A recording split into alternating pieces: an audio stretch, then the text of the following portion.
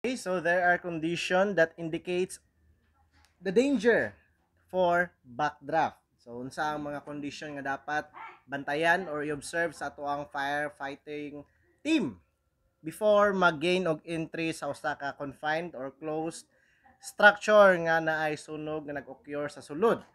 First, there are pressurized smoke exiting from small openings, even mga cracks sa dingding or cracks sa wall, gamay nga gap between woods or mga haligi or sa baka diya nga mga holes nga pwede magawasan sa aso, matingala ka kay ang nigawas nga aso is grabe ang pressure, dili normal ang pag-exit. So imo lang i-imagine nga ang paggawas niya is pressurized, how much ang pressure sa sulod sa building mismo nga nasunog.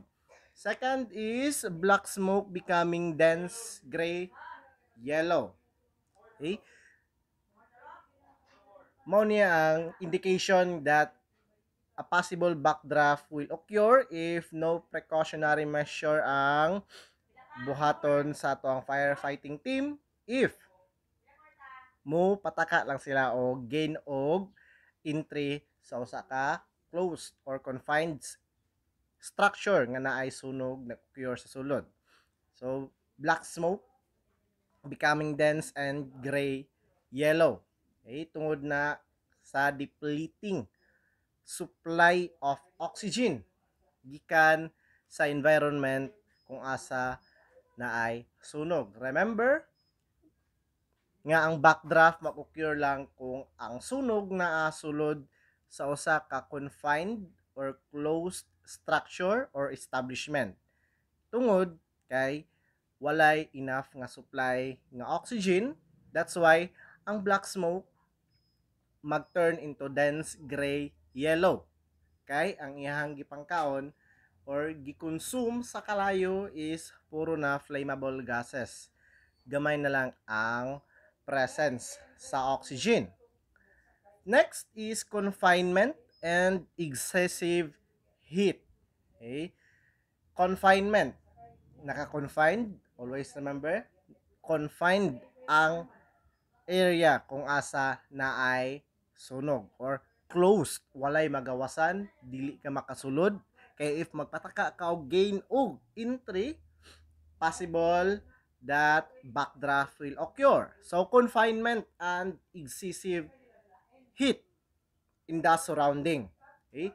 If ang structure nga nasunog sa sulod or naay sunog sa sulod, naa ka sa gawas, grabe ka init, how much more ang temperature sulod yun mismo sa structure. Okay? How much more ang temperature sulod yun mismo sa establishment nga na ay sunog sa sulod. Kung init na kay sa gawas, unsa na lang sa sulod.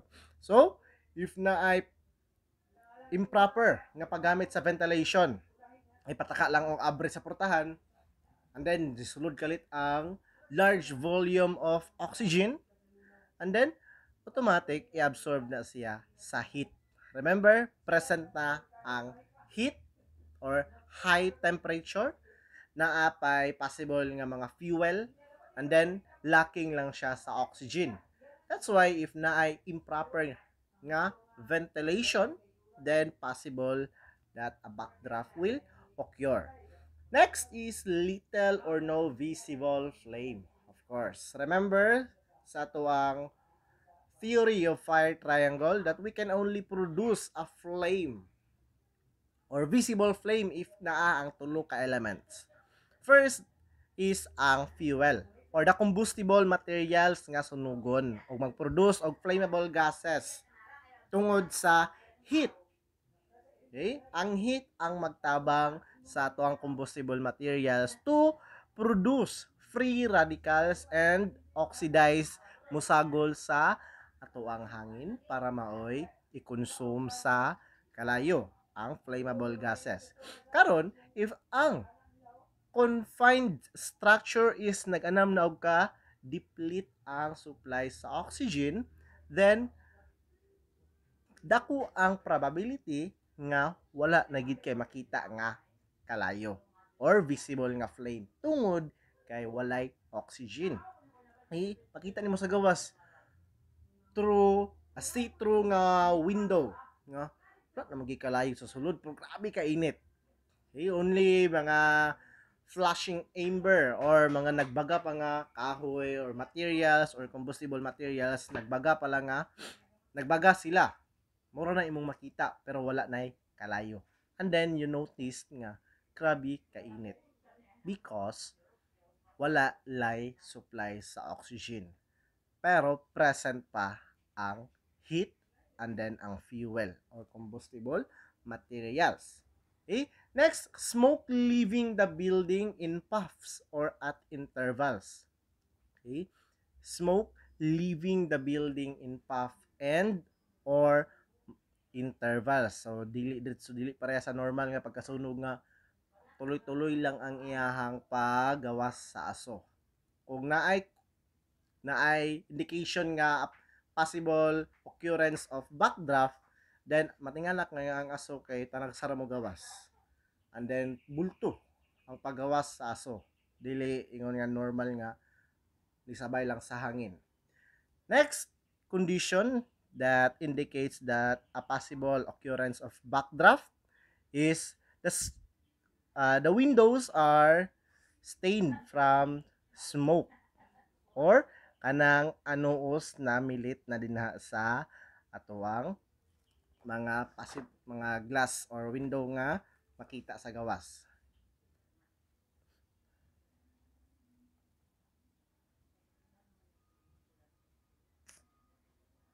Okay, so next is flash over.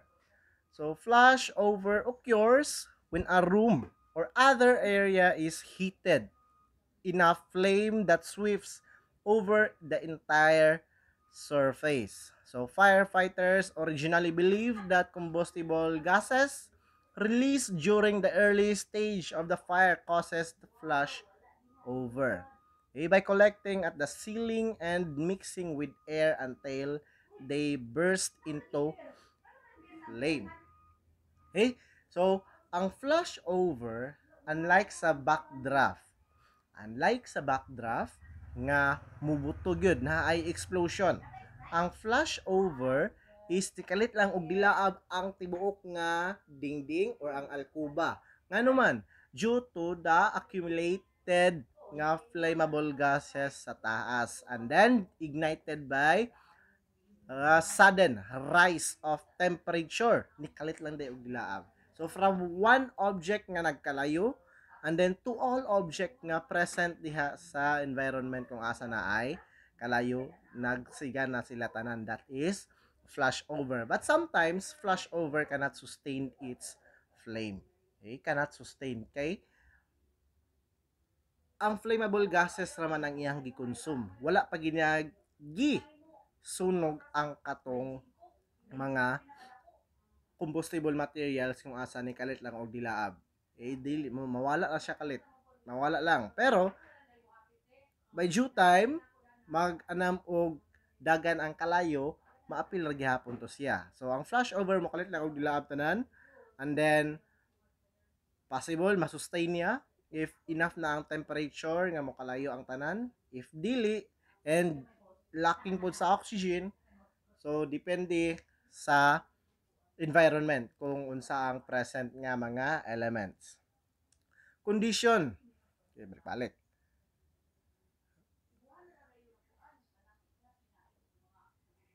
Okay, so the point in a fire at which other combustibles within the area ignites. So that is flash over, changing the fire from one object on fire to many objects on fire. So, nagtakod or nag-spread ang kalayo. Nganong nag-spread man?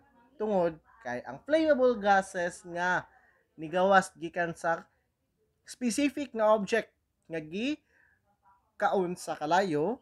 So daghan ang flammable gases nga nigawas sa iya. Nag-accumulate to siya either sa ceiling, either sa dingding. Okay? And then due to sudden rise of temperature, ni ignite ang flammable gases with the support din sa oxygen. Ay nag-occur ang flashover. So, it leads to from one object nga nagkalayo, it leads to many or all objects nga nagkalayo. A flashover occurs with the initial ignition of the fire in the original object. Okay? For example, sa classroom, isa lang kabangko ang nagkalayo.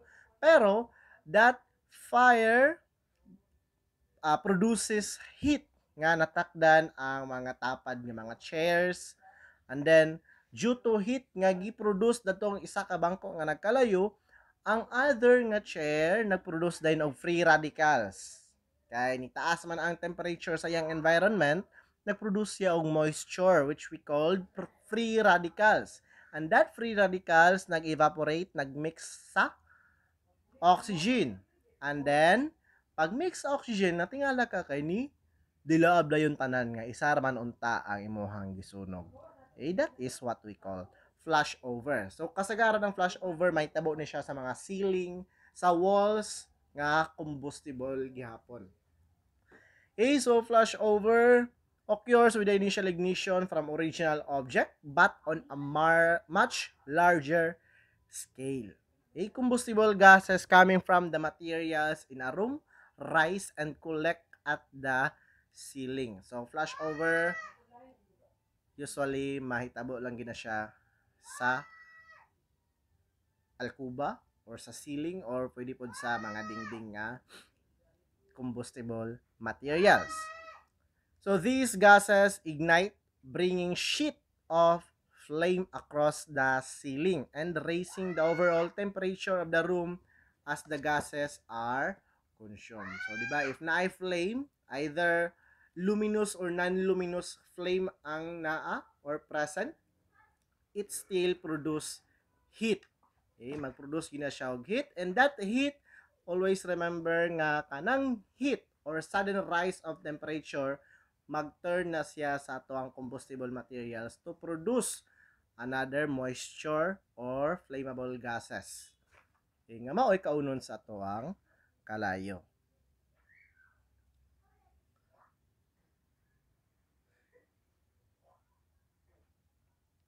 Okay, when flashover occurs, ano sa? So, firefighters only have 2 seconds to escape. Okay, dili man nato mabantayan. Kay dili nato mabantayan tungod kay dili man pud visible ang mga flammable gases nga nag-accumulate diha sa ceiling. Okay? That's why delikado ang flashover for firefighters. Actually, ang kalayo mismo delikado. So, bisan pa og naa kay gisuot nga PPE. Okay? PPE nga protective equipment gikan sa Bureau for Firefighters. Okay? So, naala sila 2 seconds. Bisan pa og na sila gisuot nga protective nga equipment, dili gihapon safe para sa tuang firefighters tungod aning flashover. So, naay drastic changes of temperature from this temperature, and then nikalit lang og bulusok pataas ang level of temperature.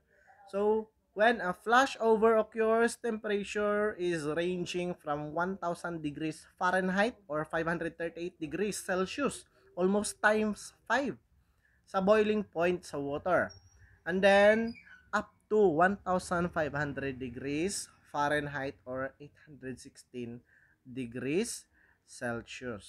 So, it is very dangerous within seconds to firefighters. Bisan og 3-4 seconds lang ka nga naa dito nga area, and then the flashover nag-occur, nakaon nimo tanan ang init. Ang init, bisan pa og nagsuot ka og PPE, protective equipment, dili gihapon ka safe.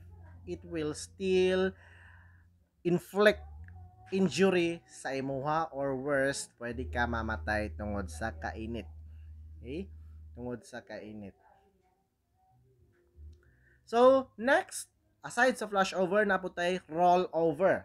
So, kung ang flashover na hitabo or commonly mag-occur sa ceiling, sa walls, flashover commonly occurs at the lower part or portion sa atuang ground. Okay, kasagaran sa ground gini siya mahitabo. So the point at which gases produced by pyrolysis ignites. So it involves only any gases that is typified by a brief sudden ignition in the overheated air. Okay? Matingala ka kay paggamit nimo sa fire extinguisher or pag itsa nimo og tubig sa ibabaw sa scene, nikalit og bulusok ang kalayo sa salog. Okay, that is rollover. So, if the volatile gases around the ceiling have been disturbed through the improper cooling with water, so nabugnawan na ang ibabaw. Yes, ang ibabaw. Pero walay proper nga ventilation. Okay? But not vented. Wala gipagawas, wala gipahungaw ang kainit. So, ignition may still occur at lower room height, usually at the ground. So, delikado kung mapataka ka og apply og cooling procedure para ma-extinguish ang fire dito sa upper part. Kaya, ang isugdan dito sa atop, and then, naapad di ay mga tao sa ilalom. Nagduko-duko para dili sila malumos sa mga poisonous gases.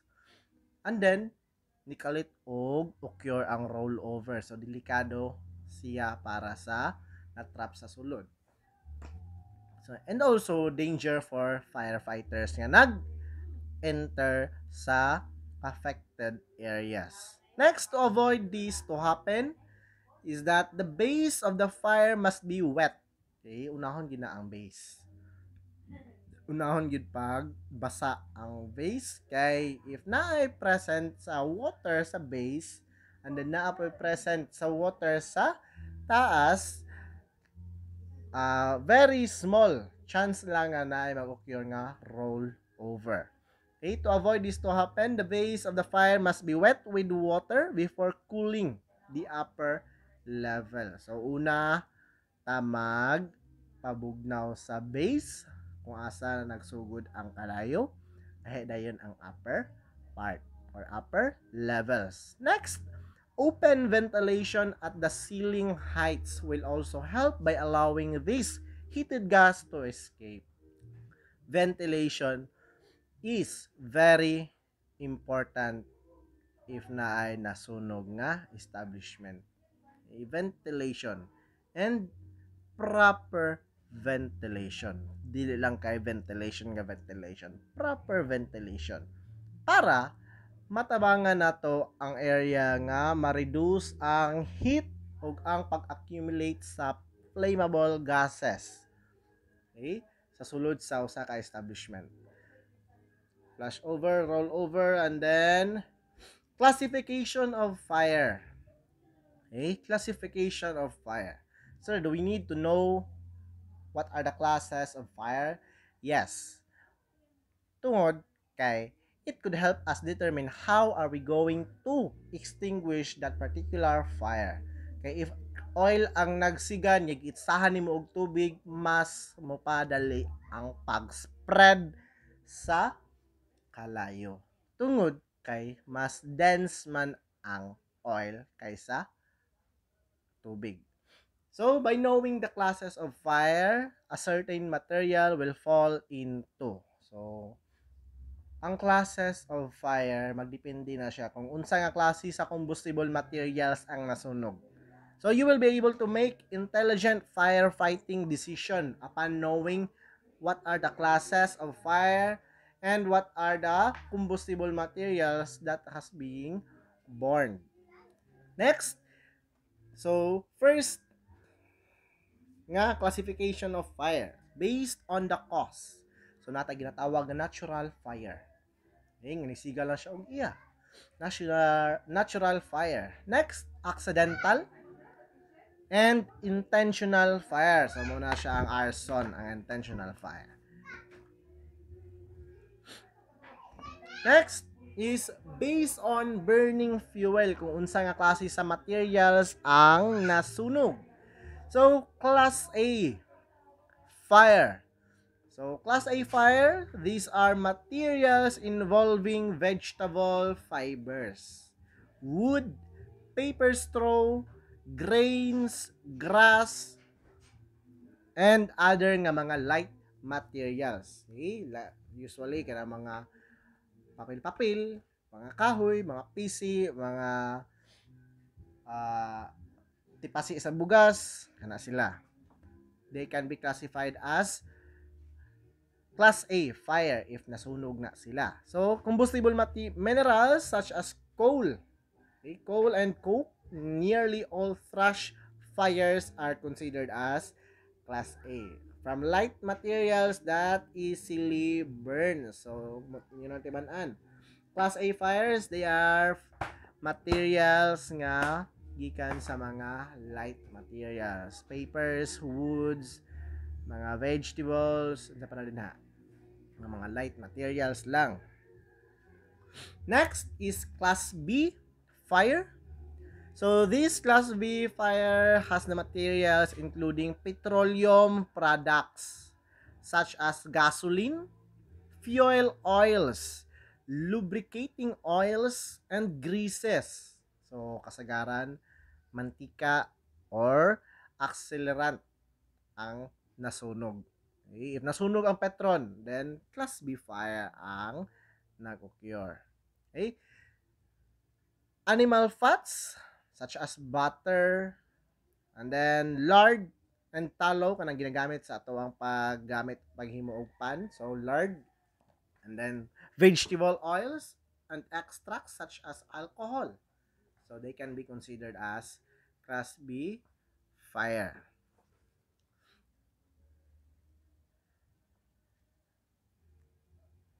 Next is Class C, fire. So this type of fire involves electrical motors, electrical appliances, and apparatus. Actually, Class C is composed of usually Class A and Class B materials or a combination of both. Use of water is usually dangerous tungod kay na may present sa live current or na ay presence sa electricity. Kung imong itsahan og tubig, apil ka masunog. Na ay possible nga mag-conduct ang electricity diha sa tubig padulong sa nagitsa. Okay? So, Class C fire. Isa na siya sa pwede nga mahimong method para ma-extinguish ang kalayo. Next is Class D fire. So these are materials involving combustible metals, alloys, or metal compounds either in solid, semi-solid, or liquid state. So they may further reduce in shavings, grindings, granules, or dust. So makita nato ni siya sa kanang mga jewelry shop na mga dust dito sa mga flammable nga metal such as alloy or sa panadin ng klase sa metal, and make sure nga flammable metal na sila. So usually these liquid metals are extremely dangerous. Some of them are more unusual metals such as sodium, magnesium, titanium, sodium, potassium, and uranium, as well as pyrophoric, organometallic agents, and etc. Mao na sila ang kasagaran nga materials nga gakasunog sa Class D fire. Next is the type of materials that was being burned or consumed sa Class D fire burns at high temperature and will react violently with water, air, and or other chemical. Okay? Kung mao ni ang nasunog ang Class D nga klase sa fire ang occur, then dili pwede nga tubig ang atuang gamiton. Okay? Dili pwede nga tubig ang gamiton para ma-extinguish ang Class D fire. Next classification is the Class K or made from kitchen fires. So these materials involve the kitchen wares. So classification was added in the NFPA Portable Extinguisher Standard 1998. So ato makita karon kung unsa ang mga classification of fire extinguisher. And nganong naa sila label such as A, B, C, and D or a combination. Okay, pero karon usually multi-purpose na ang atuang fire extinguishers ang ginagamit.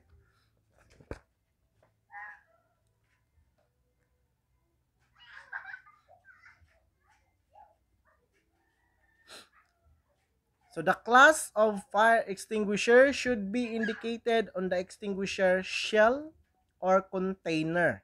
So the picture symbol labeling system used is designed to make the operation of fire extinguishers more effective and safe to use. So if makabantay mo, kasagaran na ito makita commonly is red lang ang color sa iyang container sa fire extinguisher. Pero na ay blue, na ay green, ana. So kanang na ay color blue, specific lang ang ilahang pwede nga ma-extinguish. Kung unsa nga klase sa kalayo ang ilahang pwede nga i-extinguish. So, based sa picture na ay A, so color green, na ay B, red, C, and then D o K. So, base po na siya sa klase sa fire nga na sunog. Okay, class A, extinguisher. It will put out fires in ordinary combustibles such as wood and paper. So, commonly, katong fire or classification of fire nga class A. Okay, so the numerical rating for this class of fire extinguisher refers to the amount of water in the fire extinguisher that holds and amount of the fire it can and it will extinguish. So magdepende ang iyang numerical rating kung unsa kadaghan ang iyang pwede nga ma-store nga tubig. And unsa pod kadako ang area sa iyang pwede nga i-extinguish. Okay, so Class A extinguishers only extinguishes all those Class A fires that only burns those light materials or combustible materials that is made from light materials such as wood, paper, and other trashy materials. Class B extinguisher.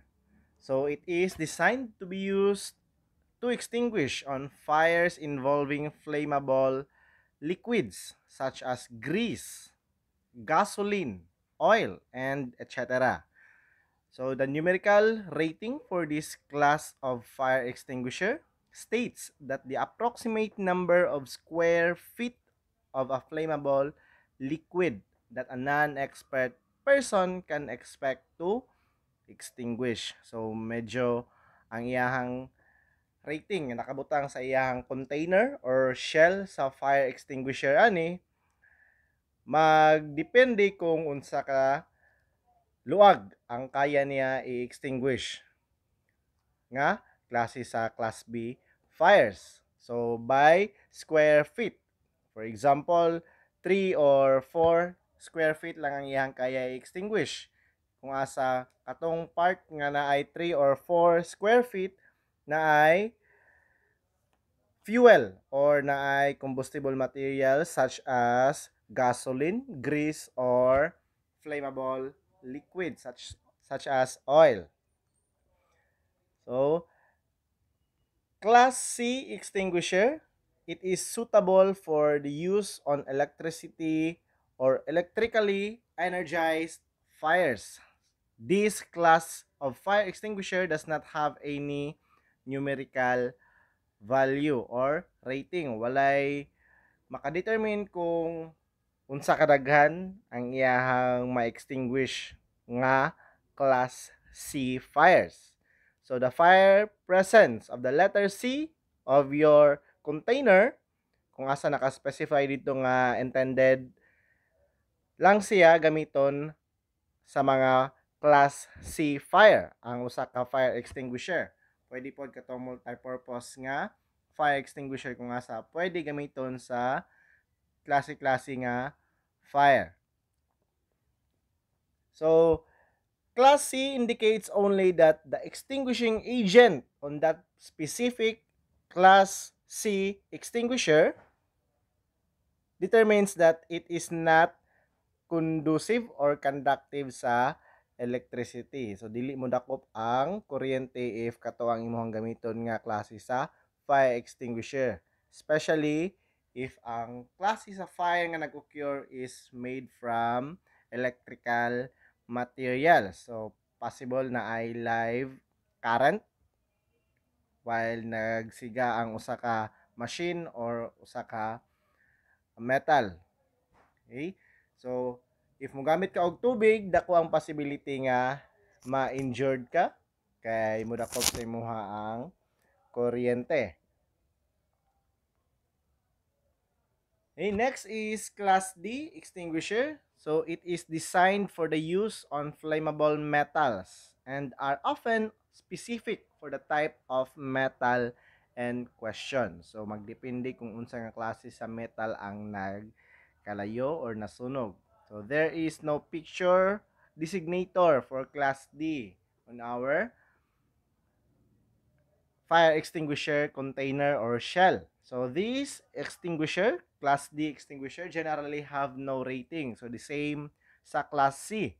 Walay rating. Atong tanawon unya kung anong walay rating o kung sa lang ang nakabutang sa iyahang symbol if makakita mo na sa inyong establishment ang usa ka Class D nga fire extinguisher, nor they are given a multi-purpose rating for use on other types of metal. So wala naka-specify nga for multi-purpose use ang klase sa extinguisher. So walay naka-specify if pwede ba gamiton sa lahi-lahi nga klase sa metal ang Class D extinguisher. So depende na sa manufacturer kung unsa nga klase sa metal ang intended lang gamiton ang Class D nga fire extinguisher. Next is spontaneous heating. Sir, how about Class K, which is fires made from kitchenwares? So anything nga pwede magamit, especially if daghan ang oil, so pwede ang Class B nga fire extinguisher. If made from light materials lang, pwede po ang Class A fire extinguisher. Sir, what if na involved sa electrical wirings? So, never ever use water as a fire extinguisher. Okay? Dako ang possibility nga mo tak mo takod sa inyoha or muagi sa inyoha ang kuryente.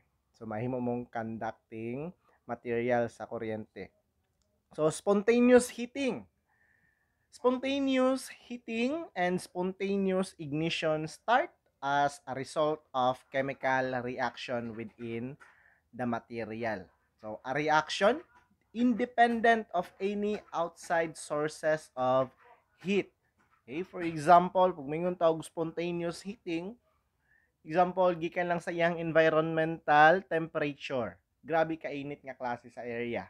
So, naay spontaneous heating towards sa combustible materials. Pag mingon tawag spontaneous heating, although karon lang nasunog or karon lang nato nakita nga naagi visible nga flame, pero actually ang iyang combustion nagsugod na few days or few weeks before or prior sa adlaw nga nagkalayo na gid siya tungod sa spontaneous heating or continue ang iyahang pag-combust sa combustible material tungod kay sobra man kataas ang init. So possible nga nanggawas na di ay ang free radicals. Wala lang gyud siya niabot sa ignite or ignition point sa temperature kung asa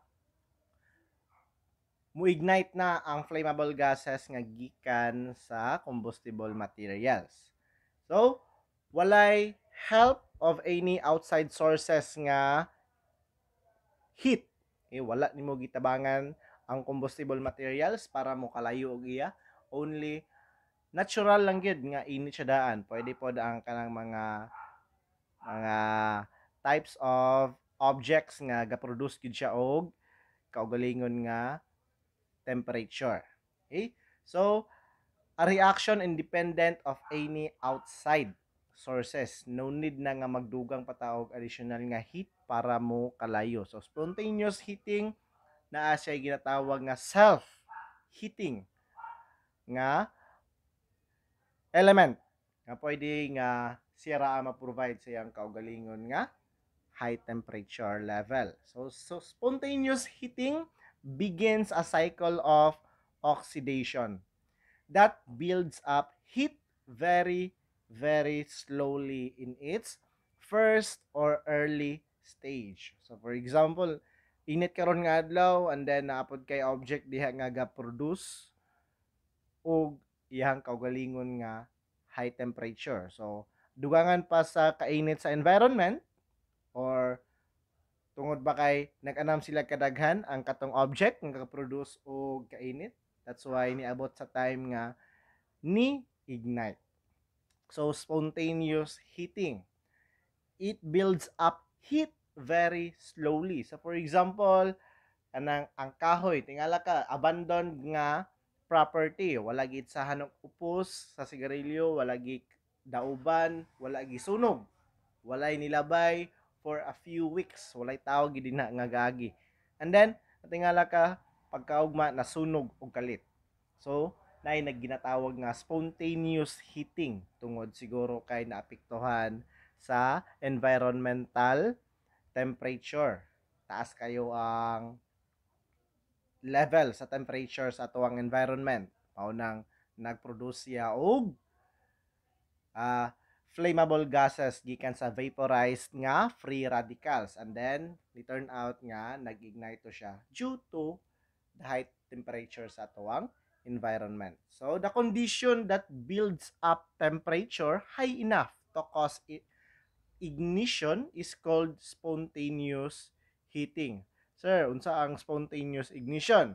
At this point, if magpadayon og ignite, magpadayon og sila or magpadayon og kalayo ang butang nga nag-ignite due to spontaneous heating, that's what we call spontaneous ignition. In most materials, spontaneous heating and ignition, this process develops slowly and does not reach its ignition point for days or even weeks. So as I said, dili diha dayon mo kalayo if naay ginatawag nga spontaneous heating. Magtigom, mag-collect sana siya og enough nga temperature, and ang iyahang pag-rise sa temperature sa usa ka object or usa ka combustible materials dili rapid ang pagtaas, but spontaneous lang, hinay-hinay, pero naagyoy improvement sa iyahang temperature until maabot siya sa time nga ma-reach na niya ang ignition point nga temperature. So mo-ignite, and then due to high temperature na, taas na kayo ang level sa heat, possible nga naay spontaneous ignition na towards sa combustible materials nga exposed sa heat. Okay, so aside from dili diretso mo siga ang mga materials nga naay spontaneous heating, aside sa dili diretso mo siga, dili karon, either karon or pagkaugma, so pwede mo last for weeks. Okay? Pwede mo last for weeks ang spontaneous heating. Sir, nabay possibility nga maundang ang spontaneous heating? Yes na. If naay mahitabo nga cooling down sa specific nga combustible materials, such as nag-change ang temperature, nag-ulan, or naay mga factors nga naka-affect nga nung naundang ang iyahang pag-rise sa iyang temperature. Okay?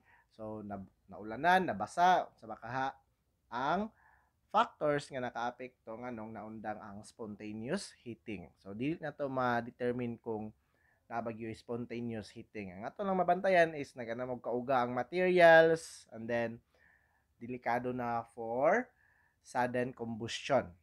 Okay? So usually there is enough air to allow oxidation. So, ang spontaneous heating, mo-ignite lang na siya if naay oxygen. So, anywhere nga open area, aside lang sa confined structure, okay, naagay present or naay presence sa oxygen. Okay? So, naman po yung presence sa oxygen if confined structure ang nahimutangan sa usa ka object nga naay ginatawag nga spontaneous heating nga nahitabo sa iyaha. Yes na, pero magkanam ginagka-deplete especially if naanay combustion nga nahitabo sa ato ang combustible materials. Kay iyaha man kaunon ang oxygen. And if not well ventilated ang structure, ang establishment, so mahurot yun o mahurot ang oxygen nga present sa sulod. Okay? That's why matingala ta kay mapalong ang kalayo pero grabe kainit ang environment. Grabe kainit ang palibot sa establishment. Tungod kay naghulat ra di ay siya nga huyupon siya sa hangin. And ang explosion, that's what we called backdraft. Okay? There is enough air to allow oxidation, but there is not enough air to carry the heat from the area. So some of the common materials that make spontaneously heated and ignited are the animal oils, mixed fish oils, charcoal, sawdust, and etc. Kanang mga alikabog or kanang mga ginabsan. So, possible na siya nga naay ginatawag nga spontaneous heating. Pero not enough ang oxygen para makaproduce og ignition or maka-sustain if nag-ignite naman gani not enough ang oxygen para maka-sustain sa combustion. Next is propagation of fire. So I guess this is the last napaday. Okay, propagation of fire. It simply means the spread of fire. So ang pagkalat or pagdaghan sa materials nga on fire from one object on fire to more object on fire. So, as a substance that burns, fire propagation will be increased by the transmission of heat. Matransmit ba ang heat? So, there are many ways to transmit heat from other materials. Okay? So, unsaon pag-transmit atong i-discuss niya kung unsa ang mga klase sa pamaagi or method to transmit a heat from another material. So, propagation of fire, mahitabo lang na siya if the heat was transmitted from one specific object nga on fire and then sa iyahang nearby nga mga combustible material. Okay? This condition causes additional vapors to be released, thereby spreading the fire. So, as I said, bisan pa og isara ka bangko ang nasunog sa isa ka classroom, pero naa siya'y silingan nga wala ray 1 meter or duol ra kayo ang nahimutangan sa iyaha. Still, pwede mo tabok ang kalayo sa nearby combustible materials. Kay tungod sa heat nga gi-produce atong one specific nga chair nga on fire, pwede to maka-oxidize or maka-produce og moisture sa iyahang mga silingan nga combustible material. That's why matingala ta if naay usa ka balay nga na on fire and then naayahang mga silingan nga made from light materials pero wala pa nagkalayo, apil giposisitan sa bumbero kay to prevent the transmission of fire. Okay, gi-cool down ug una-una ang mga silingan for the purpose nga dili makaspread ang fire sa iyahang nearby nga combustible material. So dako ang probability nga kung dili nimo apilon pag cool down ang mga nearby or silingan nga balay, sila na pod ang mokalayo. Okay? Na-extinguish na nato ang katong sinugdanan gyud, pero ang silingan nga panimalay wala na to giapil pag pa-cool down. So nako ang possibility nga kato na pod ang masunog. So So that's why i-appeal gyud ang mga silinganan nga panimalay kay it could lead or pwede nga na po'y mag-occur nga another nga fire incident. Okay, types of transmission of heat. Unsaon pagpasa sa heat from one object to another. So, pang high school ni siya nga mga topic. First, conduction. It is the transmission of heat through an object or medium or conductor such as pipe, metal, hot air duct or hot air duct, wire, or even wall. Okay, for example, kanang kabilya, imuhan ang gisunog. Okay, imong giabay sa usa ka object nga init kayo. Natingala ka kay apil ang kabilya ni init pod. Okay? Apil ang kabilya ni init pod because of conduction. Conduct ang heat from that specific object nga maulay init pero ang kabilya dili init. And then later on niinit ang kabilya. That's what we called conduction. Next is radiation. So radiation, it is the transmission of heat through the discharge and spread of heat from a heated or burning source. This radiation takes place through space that cause another flammable object to ignite. Okay? Unlike sa conduction nga naay direct contact sa init nga object and then naay contact sa bugnaw nga object and then ang init nitabok dito sa bugnaw nga object. That's what we call conduction. Ang radiation is walay contact, only sa space ni balhin. So unlike pareha sa akong example natong propagation kung asa ang bangko nga nasunog ug ang iyang silingan na apil og kasunog tungod sa radiation nga na-produce gikan sa nagkalayo nga isa ka bangko. Okay? Radiation na napasa niya ang heat or na-transmit ang heat through space. Okay? Through space. And then later on nag-cause sa ignition of that particular nga object. Next is convection. So convection, it is the transmission of heat by the moving currents or currents of liquid or gas. So, muna siyang ginatawag nga boiling. Okay? Convection, ang pagpabukal nimo sa imuhang tubig is what we call convection. So, when these gases or liquids are heated, they start to move within themselves and their free motion. Circulation starts. So, once ang kanang movable nga molecule sa liquid or gas, mag-start na siya pag-move tungod sa sudden nga rise sa temperature, then ma-produce din ang heat. Okay, ma-produce ang heat. Next is flame contact. So imuhag yung dulit sa nagkalayo ang object nga imuhang painitan. Okay? Heat may be conducted from one body to another by direct flame contact. Unlike atong conduction, kung asa init lang nga material, wala nagkalayo. Okay, walay fire nga nahitabo. Init lang nga material and then imuhang gitapot ang usa ka material nga walay heat.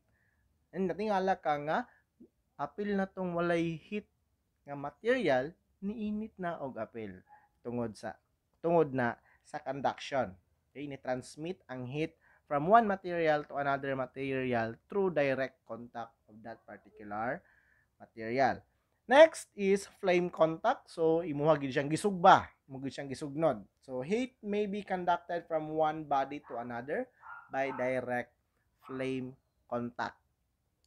Fire spreads along or through burning material by flame contact. So, when a material is heated to the point where flammable vapors or moisture, which we called free radicals, nigawas diha sa imuhang fuel or nigawas sa imuhang combustible material, and then nag-oxidize, ni-vaporize, ni-mix sa oxygen, and ayha siya nahimong kalayo. So the vapors may be ignited and then ayha siya maghinay-hinay og sunog sa iyahang combustible material. Okay, so that is what we call flame contact. Okay, any other flammable material may be heated to its ignition temperature by direct contact of the flame. So nasunog yun ang usa ka combustible material. Next is intensity of fire. So intensity of fire simply means how hot the fire is burning. So ma-determine na to nga that kind of fire or flame is hot and dili kayo init tungod sa iyahang color.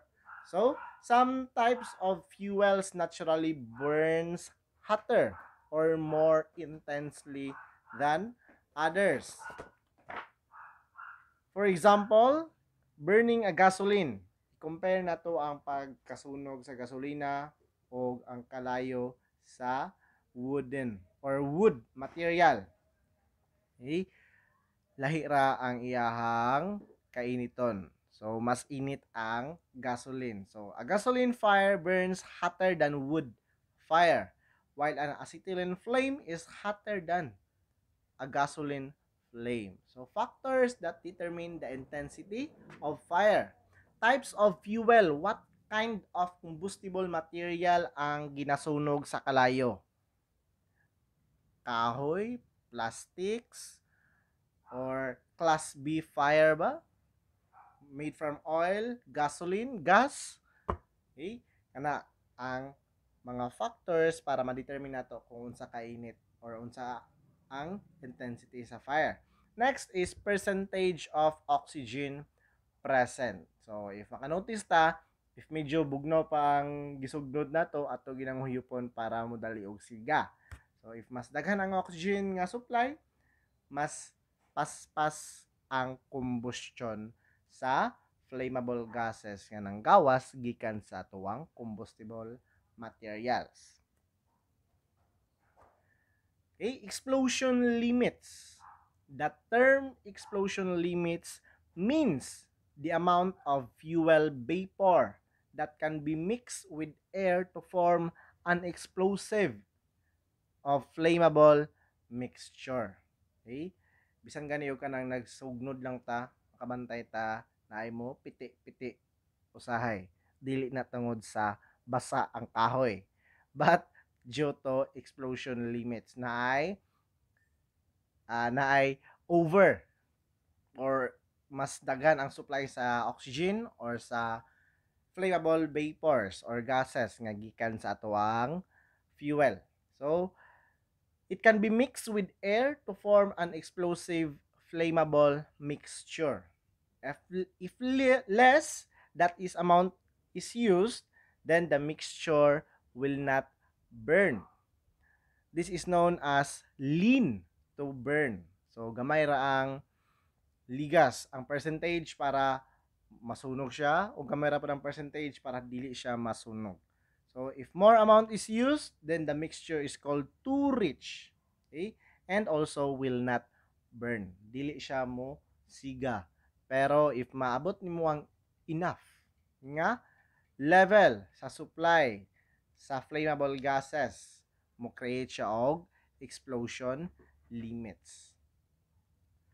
Okay, next is magnitude of fire. Unlike sa intensity of fire, magnitude of fire means the size of fire nga nag-occur sa usa ka combustible materials. And it is governed by the surface area of the fuel exposed to the air. For example, gisugnod nimo ang usa ka kahoy pero half lang ang iyahang nasunog. That is what we call the magnitude of fire. Ang surface area kung asa na-expose ang usa ka combustible material sa fire. So, magnitude of fire is not always determined by the amount of fuel involved, but more often by the amount of fuel exposed to air. Next, flashpoint. Again, ibalik na ni siya. The temperature at which the material is not hot enough to keep burning, but still gives off enough vapor to cause a flame to flash across the surface. So, dili siya hot enough to keep burning. Dili magpadayon ang kalayo. That's why matingalan ta atong atong gisugnod or naghaling ta, mapalong gid siya. Okay? Dili man enough ang iyang temperature nga present atong imuhang combustible materials to sustain the flame, to keep burning. Pero naay enough nga temperature para makaproduce og moisture, makaproduce og free radicals ang imuhang combustible materials and mag-oxidize para maka-create og flame. Pero dili siya makasunog. Okay? Maka-create lang siya og flame, na flash of flame. Mukalayo gamay, and then pila ka second ni kalayo siya, napalong na pod. Okay? That is what we call flash point. Due to not enough or lack of supply sa temperature. Dili enough ang iyahang level of temperature to keep or sustain the flame, to keep the combustible material burning. But that temperature is enough nga makaproduce og flammable gases or vapor gikan sa atuang fuel or combustible materials. Next is the difference between fire point and flash point. Okay? The temperature at which the material will give off ample of vapors to keep burning. That is what we call fire point. There is usually about 5 to 10 degrees difference between flash point and fire point in most materials. Since the two are just a few degrees apart, then the term flash point is used to express the condition of a fuel vaporizing, whether or not it is vaporizing fast enough to keep burning. Okay? Dili magmatter sa flash point kung unsa kadaghan ang iyang na-produce nga free radicals or moisture gikan sa imuhang combustible materials. As long as naay makagawas nga free radicals or moisture. So, enough na siya para maka-create og flash point. Pero ang fire point, dili. Okay? Mas taas ang level of temperature sa fire point. So, the temperature at which the material, ang imuhang binugha nga kahoy, okay? Paspas gid ang iyahang pagsingot or pag-moist tungod sa kainit. And that moisture, once mo evaporate na siya, mosagol siya sa oxygen, mao na siya ang sunugon sa kalayo. So, naay about 5 to 10 degrees ang difference sa level of temperature from flash point sa fire point. So, mas taas ang temperature ni fire point tungod kay maka-produce naman siya og kalayo gyud. Unlike sa flash point nga naay kalayo pero mapalong ra in a few seconds. Kay dili man enough ang iyahang vapor or temperature nga present ana nga combustible material.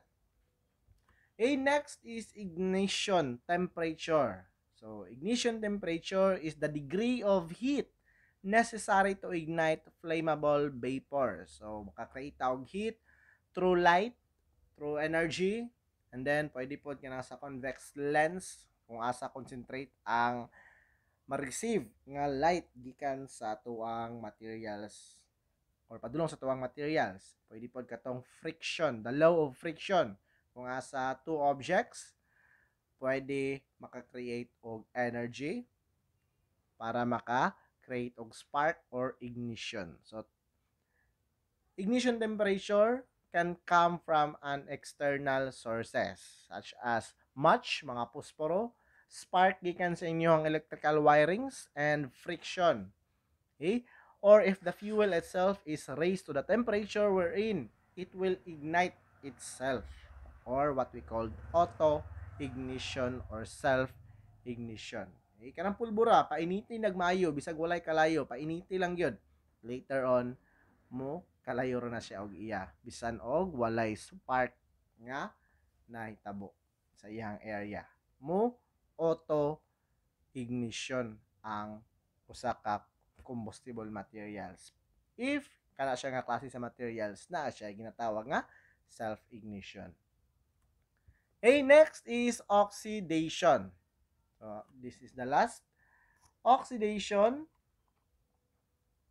In nearly all fires, oxidation takes place by using the oxygen that is present in the atmosphere. However, in some cases, certain chemical compounds known as oxidizing agents are involved.